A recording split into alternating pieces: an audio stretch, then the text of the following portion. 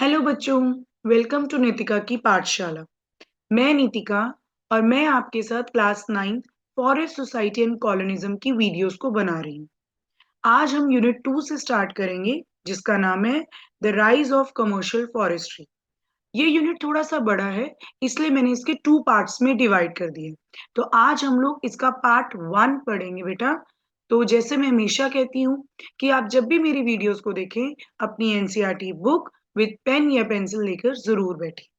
तो चलिए आज का टॉपिक स्टार्ट करते हैं।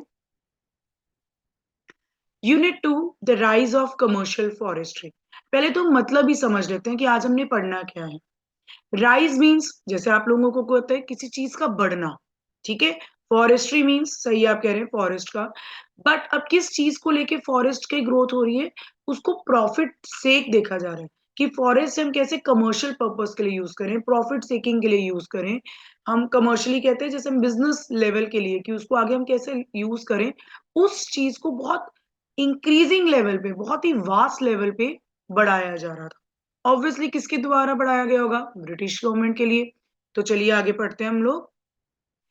The British were worried that in order to build ships and railways, they need wood, and the wood, and we can say that all these forest resources are used by the local people, and they were recklessly felling of trees by traders would destroy the forest one. अब ये क्या हो रहा था, हम लोगों ने जैसे पिछले सेक्शन में पढ़ा कि ब्रिटिशर्स फॉरेस्ट क्यों चाहते थे, फॉरेस्ट को क्यों काट रहे थे। वो अपनी वुड चाहते थे जिससे वो अपनी रॉयल नेवी बिल्ड कर सके या रेलवेज की एक्सपेंशन कर सके। अब ब्रिटिशर्स भी टेंशन में थे। क्यों थे टेंशन में? क्योंकि वो लोग देख रहे थे कि इंडियंस जो लोग हैं, जो यहाँ के लोकल पीपल हैं, वो भी पेड़ों को काट रहे हैं अपने यूजेस के लिए। इवन जो ट्रेडर्स हैं, वो भी बिना बात के, मतलब बिना बात तो क्या बोलेंगे, वो भी अपने बिजनेस को डेवलप करने के लिए धड़ाधड़ पेड़ों को काट रहे हैं। तो ब्रिटिशर्स तो चिंता में हो गए कि भाई अगर ये भी पेड़ों को काटने लग गए तो हम लोग कैसे वुड को एक्सपोर्ट करेंगे, अपनी पूरी जो रिसोर्सेज है, जो अपनी पूरी नीड है, उसको कैसे कंप्लीट करेंगे। So they decided to invite a German expert, Dietrich Brandes, for advice and made him the first Inspector General of Forest in India. तो अब क्या होता है, वो सोचते हैं अब क्या किया जाए, तो वो कहते हैं चलो हम अपने एक जर्मन फ्रेंड को बुलाते हैं। और जर्मन फ्रेंड का क्या नाम था? Dietrich Brandeis. इन अंकल की मैंने फोटो लगा दी है बेटा। इनको अब क्यों बुलाया गया? इनको बुलाया गया कि आप प्लीज हमें आके एडवाइस करिए कि हम इस प्रॉब्लम को कैसे सॉल्व करें। लोकल पीपल्स जो हैं या ट्रेडर्स जो हैं, वो तो भाई फॉरेस्ट को बहुत काट रहे हैं और ये तो हमारे लिए परेशानी की बात हो रही है। अब वो आएंगे तो ऑब्वियसली उनको एक पोजीशन भी देनी पड़ेगी। अगर वो यहाँ आएंगे, कोई रूल्स बनाएंगे, और रूल्स बनाने के लिए उनके पास कोई पोजीशन भी तो होनी चाहिए। तो जब वो इंडिया में आए तो बेटा उनको first inspector general of forest बना दिया गया। फॉरेस्ट का अगर हम कहें कि एक तरह से हम लोग कह सकते हैं प्रेसिडेंट या इंस्पेक्टर बना दिया गया, जिनके अंडर सारे जो ऑर्डर्स थे वो ये दिया करते थे, और इन्होंने बहुत से रूल्स भी फ्रेम्ड किए थे। Brandeis realized that a proper system had to be introduced to manage the forest and people had to be trained in the science of conservation. Brandeis सोचते थे कि ये प्रॉपर सिस्टम हमें इन्वेंट करना होगा भाई फॉरेस्ट के लिए। अब वो कैसे होगा? जब हम लोगों को ट्रेंड कर देंगे। लोगों को किस चीज के लिए ट्रेंड कर देंगे? कि आपको फॉरेस्ट को कंजर्व करना चाहिए। साइंस ऑफ कंजर्वेशन पढ़ाएंगे हम लोग। मतलब वो एक ट्रिक खेल रहे थे, लोगों के माइंड से खेलना चाहते थे कि हम लोकल पीपल को कुछ ऐसा कर दें कि वो पेड़ ना काटे, हमें जो चाहिए हम वो यहाँ से लेकर आगे बेचते रहे। Brandeis realized that a proper system had to be introduced to manage the forest and people had to be trained in the science of conservation. अब क्या चाहते थे वो? यही बात दोबारा रिपीट की है बेटा मैंने, ये बहुत इंपॉर्टेंट है कि वो यही चाहते थे कि ब्रांडिस जो हैं वो लोगों को एक प्रॉपर सिस्टम बता दे कि भाई मैं तुम लोगों को पढ़ाऊंगा या मैं तुम लोगों के लिए रूल्स बना दूंगा कि तुमने फॉरेस्ट को कैसे कंजर्व करके रखना है। ठीक है जी। तो आगे क्या हुआ? This system would need legal sanction. Rules about the use of forest resources had to be framed. भाई कहना बहुत आसान है, हम लोगों को भी कोई कह दे। अगर आप सोचिए कि अगर ट्रैफिक लाइट्स पे हमें सिर्फ कह दिया जाता कि आपने रेड लाइट पे रुकना है और ग्रीन लाइट पे आप जा सकते हैं, सिर्फ कहना होता, तो हम भी एक दिन मानते, 2 दिन मानते, तीसरे दिन हम भी रूल्स तोड़ देते। बट हमें पता है कि अब वो गवर्नमेंट का ऑर्डर है कि रेड लाइट पे सब रुकेंगे, अदरवाइज आपको पनिशमेंट या फाइन लगेगा। तो जो ब्रांडिस ने बातें की, उन्होंने वो भी लीगल सैंक्शन करवा ली थ्रू। और इनके जो भी रूल्स थे उनको एक प्रॉपरली फ्रेमिंग करवाई गई। Felling of trees and grazing has to be restricted so that forest could be preserved for timber production. अब क्या बात रखेगी, क्या रूल्स थे? रूल्स थे कि कोई पेड़ों को नहीं काटेगा, अपने कोई एनिमल्स को फॉरेस्ट में ग्रेजिंग करवाने के लिए भी, उनको घास खिलाने के लिए, चराने के लिए भी कोई नहीं आएगा, और ये चीजों को प्रोटेक्ट किया जाएगा। क्यों? उनका मकसद क्या था कि अगर ये लोग नहीं काटेंगे तो हमारे लिए टिम्बर रहेगी, और उस टिम्बर से हम रेलवेज प्लस हमारे नेवीज को बना पाएंगे। Anybody who cut trees without following the system has to be punished. और जो गवर्नमेंट की बात को नहीं मानेगा, ब्रिटेन गवर्नमेंट की बात को नहीं मानेगा, उनको पनिशमेंट भी मिलेगी। तो चलिए आगे बढ़ते हैं बेटा। Brandeis set up the Indian Forest Services in 1864 and helped formulate the Indian Forest Act of 1865. अब आप उन्होंने क्या किया, इसको इंडियन फॉरेस्ट सर्विसेज आईएफएस, जैसे आईएएस होते हैं, आईपीएस होते हैं, वैसे हमारे इंडिया में भी IFS means Indian forest services करके स्टार्ट किया गया 1864। आपको ईयर याद रखना होगा। और फॉरेस्ट सर्विसेज के लिए, फॉरेस्ट की रिसोर्सेज को प्रोटेक्ट करने के लिए उन्होंने एक फॉरेस्ट एक्ट बना दिया 1865 में, नेक्स्ट ईयर ही बना दिया। The Imperial Forest Research Institute was set up at Dehradun in 1906. Britain government ने क्या किया था, फॉरेस्ट इंस्टीट्यूट एक देहरादून में 1906 में ओपन करवाया गया था, जहां पे लोगों को साइंटिफिक फॉरेस्ट्री पढ़ाई जा रही थी। एक सब्जेक्ट था जो साइंटिफिक फॉरेस्ट्री मींस हमें फॉरेस्ट को कैसे कंजर्व करना है, फॉरेस्ट को कैसे यूज करना है, उसकी स्टडीज के लिए उन्होंने ये इंस्टीट्यूट ओपन किया था। और यहाँ पे क्या पढ़ाया जाता था, they taught here was called scientific forestry. अब आप लोगों का दिमाग घूमेगा, मैम ये क्या आ गया, साइंटिफिक फॉरेस्ट्री क्या होता है? तो चलिए पढ़ते हैं।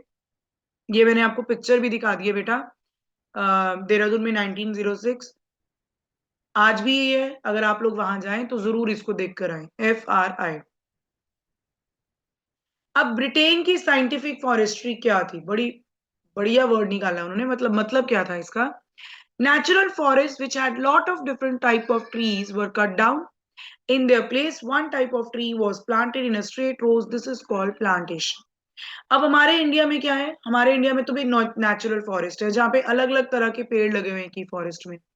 इन्होंने क्या किया ब्रिटेन ने कि नेचुरल फॉरेस्ट को कट कर दो और उनकी जगह पे एक तरह के ही प्लांट्स को या ट्रीज को लगाना शुरू करो, वो भी एक सीधी रो में। जैसे मैंने आपको फिल्म पिक्चर में भी दिखाई है बेटा, कि वो क्या कहते थे कि नेचुरल फॉरेस्ट बिल्कुल कट कर दो, डिस्ट्रॉय कर दो, और उनकी जगह पे एक ही टाइप के ट्री होने चाहिए जो एक सीधी लाइन में लगे होने चाहिए, उसको ये कहते थे plantation. Forest officials surveys the forest, estimated the area under different types of trees, and made working plans for forest management. अब फॉरेस्ट ऑफिशियल्स मींस, अब ये जो एक्ट बना होगा, ये सर्विसेज बनी होंगी, इनके नीचे भी जो इनमें काम करने वाले भी तो कोई ऑफिसर्स होंगे। इनको काम दिया जाता था कि आप इंडिया के फॉरेस्ट को सर्वे करो, एस्टिमेट लगाओ कि कितने ऐसे एरिया जहाँ पे अलग अलग तरह के ट्रीज हैं, वर्किंग करो, प्लान करो, इनको कैसे काटना है, कब काटना है, उस चीजों की प्लानिंग होनी स्टार्ट हो गई। They planned how much of the plantation area to be cut every year. The area cut was then to be replanted so that it was ready to be cut again in some years. हाँ जी, तो ये क्या था, यही scientific forestry थी कि क्या planning चल रही थी कि आप प्लांटेशन एरिया को देखो कितना हर साल हमने काटना है, और दोबारा the area cut was to be replanted, जिसको ये काट देते थे उस पर दोबारा प्लांट ग्रो कर देते थे। ठीक है, क्यों? क्योंकि कुछ टाइम बाद हम फिर काट देंगे, टिम्बर की कमी थोड़ी होने वाली है। तो यहाँ पे उगाते रहो काटते रहो, उगाते रहो काटते रहो, ये ब्रिटेन की साइंटिफिक फॉरेस्ट्री थी। अगर मैं सिंपल लैंग्वेज में बोलूं तो उन्होंने क्या बात रखी थी, साइंटिफिक फॉरेस्ट्री क्या होती है, ट्रीज को कट करना, और मतलब ओल्ड ट्रीज को कट करना और न्यू ट्रीज को उनकी जगह ग्रो कर देना, ये ब्रिटेन की साइंटिफिक फॉरेस्ट्री थी। बड़ी अच्छी थी मेरे को लगता है। ये क्या बात हुई, पहले काट दिया फिर लगा दिया, फिर काट दिया फिर लगा दिया। ठीक है, ये तो एक मजाक कर रहे थे वो। चलो जी। After the Forest Act was enacted in 1865, it was amended twice, once in 1878 and then in 1927। याद है ना फॉरेस्ट एक्ट कब आया था बेटा, 1865 में आया था। उसके बाद ये दो बार अमेंड किया गया, अमेंड मीन्स थोड़ा सा इंप्रूवमेंट किया गया, कब कब किया गया, 1878 में और दोबारा 1927 में। अब 1878 में जब ये फॉरेस्ट एक्ट अमेंड हुआ तो इन्होंने क्या किया कि फॉरेस्ट को 3 पार्ट्स में डिवाइड कर दिया। फर्स्ट पार्ट क्या था? रिजर्व फॉरेस्ट, सेकंड थे प्रोटेक्टिव फॉरेस्ट और थर्ड थे विलेज फॉरेस्ट। अब ये क्या थे? The best forest were called reserve forest. Britain कहते थे रिजर्व फॉरेस्ट तो भाई बेस्ट फॉरेस्ट है। ऐसा क्यों? Because villages could not take anything from this forest even for their own use. यहाँ पर पूरी रिस्ट्रिक्शंस थी कि विलेजेस रिजर्व फॉरेस्ट में नहीं आएंगे, चाहे उन्हें जितनी मर्जी जरूरत हो, वो इन फॉरेस्ट को बिल्कुल यूज नहीं करेंगे। ये फॉरेस्ट उनके लिए बिल्कुल हमने रिस्ट्रिक्ट कर दिए कि आप यहाँ बिल्कुल नहीं आ सकते हो। ये रिजर्व्ड हो गए ब्रिटेन के लिए। For house building or fuel, they could take wood from protected or village forest. अगर आपको अपने घर के लिए कुछ चाहिए, घर बनाने के लिए चाहिए, फ्यूल के लिए चाहिए, तो आप क्या करेंगे? आप प्रोटेक्टेड या विलेज फॉरेस्ट से ले सकते हो। बट रिजर्व फॉरेस्ट जो है वो बेस्ट फॉरेस्ट है, क्योंकि उस वहां पे अगर लगा लो बेस्ट टिम्बर मिलती होगी, वो ब्रिटेन ने अपने अंडर रखा। तो ये तो था पूरा बेटा कि कैसे कमर्शियल फॉरेस्ट्री राइज हो रही थी और साइंटिफिक फॉरेस्ट्री इन्वेंट हो गई थी और बहुत से रूल्स एंड रेगुलेशंस इंडियंस के लिए स्टार्ट हो चुके। अब हम आपकी बुक के अकॉर्डिंगली आगे बढ़ते हैं। Villages wanted forest with a mixture of species to satisfy different needs, fuel, fodder and leaves. अब जो विलेजेस थे, जो इंडियंस थे, वो कहते थे हमें तो भाई ऐसा फॉरेस्ट चाहिए जहाँ पे मिक्सचर होने चाहिए हर चीज के, जिससे हम फ्यूल भी ले सकते हैं, फॉडर भी यूज हो सकता है, लीव्स के लिए भी हो सकता है। मतलब वो मिक्सचर चाहते थे, एक जैसे ट्रीज का कोई मतलब नहीं है वो कहते। बट फॉरेस्ट डिपार्टमेंट क्या चाहता था? Forest department demanded on the other hand wanted trees which were suitable for building ships और रेलवे। बट वो कहते थे हमारे लिए तो एक ही चीज है, हमें चाहिए वुड टिम्बर, हमें चाहिए ऐसी वुड जिससे हमारी शिप्स बन सके, जिससे हमारी रेलवेज एक्सपैंड हो सके। अब क्या हुआ इसमें? Particular species like teak and sal were promoted and others were cut. अब वो किनको ज्यादा प्रमोट कर रहे थे? वो टीक या साल को प्रमोट कर रहे थे, बाकी वो कहते थे चलो भाई खत्म करो, ना हमें चाहिए, तुम्हारी बात तो हमने क्या ही सुननी है, हमें तुमसे क्या मतलब, हमारे ब्रिटेन में टीक और साल चाहिए, टिम्बर चाहिए, तो हमें तुम्हारी चीजों से कोई मतलब नहीं, हमारी शिप्स बन रही है, हमारे रेलवेज एक्सपैंड हो रहे हैं, तुम जो मर्जी सोचते रहो, हुकूमत तो हमारी ही चलेगी। ठीक है जी, चलिए आगे बढ़ते हैं बेटा। How people use forest resources. लोगों के लिए इतनी जरूरत क्यों थी फॉरेस्ट की? क्या क्या क्या यूज करते थे वो लोग? People use forest products and roots, leaves, fruits, tubers and for many things. ये तो आप कुछ भी लिख सकते हो बेटा। पीपल क्यों क्या यूज करते हैं फॉरेस्ट से? आपको पता है उसकी रूट्स भी यूज करते हैं, लीव्स यूज करते हैं, लीव्स जैसे आप कह दो तुलसी प्लांट की, नीम प्लांट की। फ्रूट्स हम लेते हैं, ट्यूबर्स मैंने आपको इसकी पिक्चर भी दी हुई है ट्यूबर्स की, जिसे हम स्वीट पोटैटो भी कह देते हैं। बहुत सी चीजें जो थी वो फॉरेस्ट से इन्वेंट होती थी और हम कहेंगे फॉरेस्ट से ही लोगों को मिलती थी। Fruits and tubers are nutritious to eat. इनको खाना हमारे हमें भी पता है हमारी बॉडी के लिए फ्रूट्स कितने इंपॉर्टेंट है, वो हमारी बैलेंस डाइट का एक पार्ट है। Specially during the monsoon before the harvest has come in. Harvest season से आने से पहले और मानसून सीजन में तो फ्रूट्स और ट्यूबर्स बहुत ज्यादा लोगों को पसंद होते थे और लोग खाना भी चाहते थे। Herbs are use for medicine. Herbs कौन सी होगी? जो भी हम फॉरेस्ट में हर्ब्स यूज करते हैं, नीम होगी, तुलसी होगी, और भी कई ऐसे प्लांट्स हैं, ऐसे हर्ब्स हैं जिनको काट कर उनको यूज करके मेडिकल पर्पज के लिए यूज किया जाता था। Wood for agriculture implements like yoke and plough. लकड़ी का किस लिए काम होगा? लकड़ी से हल बनेंगे, एक्सेस बनेंगे, प्लफिंग होगी। योक्स क्या होता है बेटा? जैसे मैंने आपको पिक्चर में भी दिखाया है, ये जो हमने दो बुल के ऊपर जो लकड़ी का लगाया हुआ है, इसके लिए काम आया करती थी लकड़ियां। Bamboo makes excellent fences. Bamboo fences बनाते थे। जो बैम्बू का क्या होता था, आप याद करो विलेज एरिया में क्या होता है, घर के आसपास लकड़ी की फेंसेस लगा देते हैं। वो किससे बनती थी? बैम्बू से बनती थी। And bamboo is also use to make basket और अम्ब्रेला। बैम्बू से ही बास्केट्स बनाया करते थे लोग और अम्ब्रेला को भी यूज करते थे। तो देखो कितनी सारी चीजें हैं जो फॉरेस्ट से वो लोग ले रहे हैं। आगे बढ़ते हैं।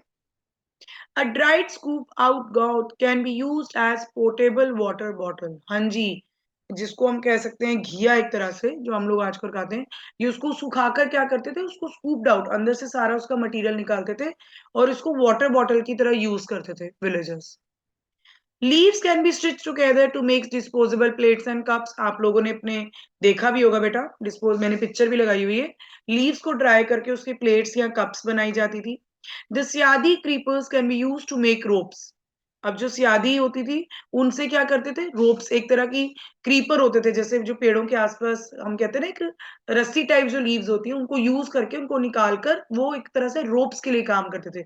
चढ़ने के लिए, खींचने के लिए चीज़ों को, पेड़ों को नीचे करने के लिए। And the thorny bark of semur silk cotton tree is used to grate vegetables. मैंने आपके लिए पिक्चर लगा दी है। आप देख रहे हैं एक पेड़ के ऊपर एक ग्रेटर की तरह बाहर निकली हुई है। अब ये क्या था? इससे क्या करते थे? वेजिटेबल्स को ग्रेट करने में हेल्प होती थी लोगों की। तो ये सब कुछ उन्हें फॉरेस्ट से मिलता था। Oil for cooking and to light lamps can be pressed from the fruit of Mahua tree. Mahua tree के मैंने कुछ आपको ये पार्ट्स दिखाए हैं। अब इसमें क्या होता था?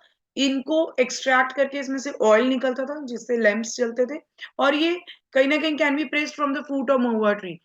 कुकिंग के लिए ऑयल यूज करना है या लैंप्स को लाइट करने के लिए करना है तो ये महुआ ट्री के जो फ्रूट्स होते थे उसमें से निकाला जाता था ऑयल। अब आप देख रहे होंगे मैम ने कुछ ये लीव्स भी डाली हैं।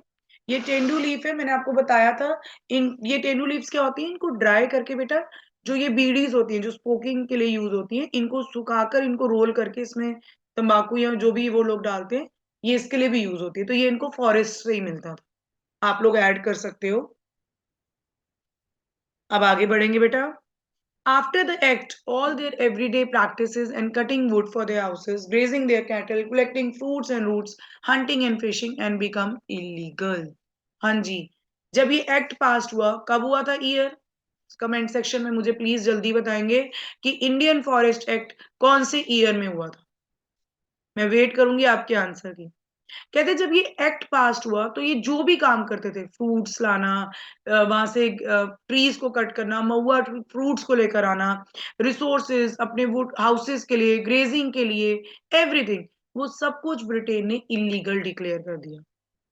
अब क्या किया लोगों ने? People were now force to steal wood from the forest. अब लोगों को एक तरह से लोग क्या कहेंगे? चुराना शुरू कर देंगे। अब नहीं मिल रहा, वो दुखी है, वो क्या कहेंगे? चलो चोरी कर लेते हैं। And if they were caught, अगर वो पकड़े जाएंगे, they were at the mercy of the forest guards who could take bribes from them. अब वो पकड़े जाएंगे तो क्या होगा? उनको पनिशमेंट मिलेगी। उनको वीकेंड से कह सकते हैं उनकी बुरी कंडीशंस कर देगी। अब उनको क्या कहेंगे कि अगर तुमने यहाँ से छूटना है तो हमें रिश्वत दो, हमें ब्राइब दो, तो हम तुम्हें यहाँ से जाने देंगे। एक तो बेचारे वैसे ही दुखी हैं, ऊपर से और इनको दुखी करने के लिए कंडीशंस आ गई। Women's who collected fuel woods were specially worried. कहते जो वीमेन्स हुआ करती थी वो भी फ्यूल वुड अगर वहां से लकड़ी लेकर आएंगी, वो और मुश्किल होती थी क्योंकि वीमेन्स को हरास करते थे। वहां के जो ब्रिटेन के गार्ड्स होते थे, फॉरेस्ट को सुपरविजन के लिए रखवाए जाते थे, वो वीमेन्स को हरासमेंट बहुत ज्यादा करते थे बेटा। It was also common for police constables and forest guards to harass people by demanding free food from them. और क्या करते थे? अगर वो पकड़े जाते थे तो वहां पे जितने भी कांस्टेबल्स होते थे, गार्ड्स होते थे, वो लोगों को हरास करते थे, तंग करते थे कि चलो हमें फ्री फूड लाके दो, जाओ अपने घर, हम तुम्हारे पीछे ही आ रहे हैं, हमें फ्री फूड दो। मतलब एक तो बेचारे चोरी क्यों कर रहे हैं? सोच तो लो। उनको तुमने सब कुछ छीन लिया। अब वो बेचारे अगर पकड़े भी गए तो भी उनकी बहुत ही बुरी कंडीशन कर देते। तो ये बेटा मैंने आज आपका यूनिट 2 जो आपका राइज ऑफ कमर्शियल फॉरेस्ट्री है उसका पार्ट 1 आज कंप्लीट किया है। मुझे लगता है आई होप कि आप लोगों को ये यूनिट बहुत अच्छा लगा होगा। आप अपनी बुक्स को लेके भी एक बार रीड करेंगे तो आपको और जल्दी समझ आएगा। मैंने हर चीज को बहुत अच्छे से कवर कर दिया है। फिर भी अगर आपके कोई क्वेश्चंस होंगे तो प्लीज आप कमेंट सेक्शन में जरूर लिखिए। जैसे मैं हमेशा कहती हूँ कि अगर आपको मेरी वीडियोस बहुत अच्छी लगती हैं तो मेरी यूट्यूब चैनल को लाइक, शेयर और सब्सक्राइब करना मत भूलिए। बाय बाय बेटा।